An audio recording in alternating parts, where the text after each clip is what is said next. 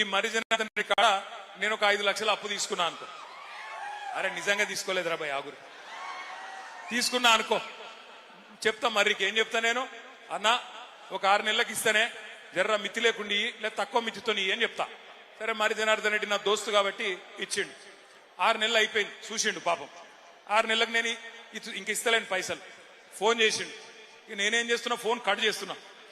Sorry I'm busy అని phone cut చేస్తున్నా. ఎత్తుతలేను, తప్పించుకుంటున్నా. 2 సార్లు ఇంకో 2 సార్లు ఫోన్ కొట్టిండు. నేను ఎత్తుతలేను, తప్పించుకుంటున్నా, బిజీ బిజీ అని కొడుతున్నా. ఇక ఆయనతో ఒకరోజు ఉండబట్టలేక ఆయన ఇంటికి వచ్చిండు. వచ్చి పట్టుకున్నాడు. ఏమైనా నువ్వు, నాకు అర్థం కాదు, నీకు ఇస్తి పైసలు నువ్వు చెప్పిన మాట ప్రకారం మరి అలా మళ్ళా వాపస్ ఇవ్వమంటే డ్రామాలు చేస్తున్నావా, ఏం చేస్తున్నావు అని లొల్లి పెడతాడు కదా. పెడతాడు ఎవరైనా కూడా. నిజంగా బుద్ధిమంతుడు అయితే ఏం చెప్పాలి, తీసుకున్నాడు.